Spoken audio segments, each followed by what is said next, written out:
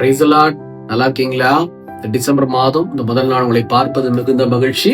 2025 11 மாதங்கள் தாண்டி 12வது மாதத்துக்குள்ள பிரவேசிச்சிட்டோம்.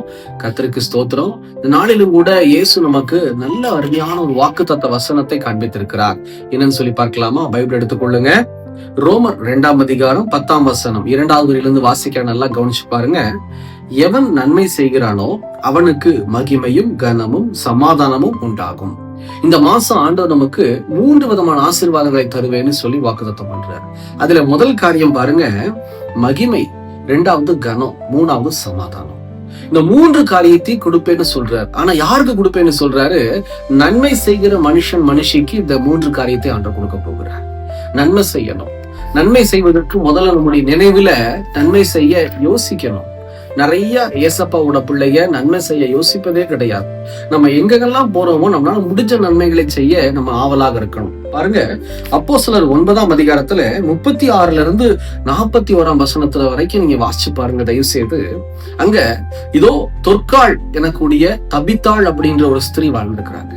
அவங்களுடைய வாழ்நாளில அவங்க செய்த ஒரு காரியம், அநேக தான தர்மங்கள், அநேக உதவிகள் அவங்க செஞ்சிருக்கிறாங்க.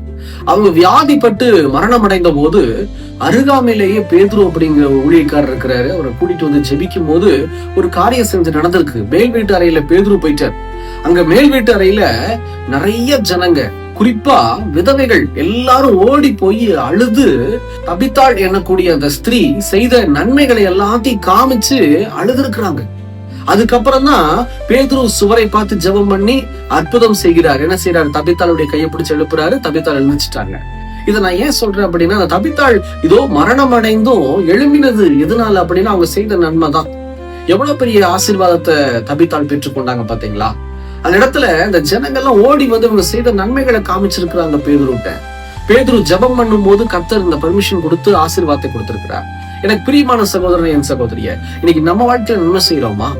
எந்த நன்மையுமே செய்யாம எனக்கு மகிமை வேணும், எனக்கு கனம் வேணும், எனக்கு சமாதானம் இல்ல சமாதானம் வேணும் அப்படின்னு சொல்லி நம்ம கேட்டோம் அப்படின்னா எப்படி நமக்கு ஆண்டவர் கொடுத்து நம்ம இந்த மாதிரி ஆசீர்வதிக்க முடியும்?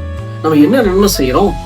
கொஞ்சம் யோசனை பண்ணி பாருங்க. நம்முடைய நன்மைகள் கர்த்தருடைய நாமத்தினாலே செய்கிற காரியங்களாய் இருக்க வேண்டும். பிரியமான ஜனமே, எல்லாவற்றும் நன்மை செய்ய ஏசப்பாவை போல யோசனை பண்ணுங்க. நன்மை செய்யுங்கள், கனம் பெறுவீர்கள். நன்மை செய்யுங்கள், மகிமை அடைவீர்கள். நன்மை செய்யுங்க, சமாதானத்தை அடைவீர்கள்.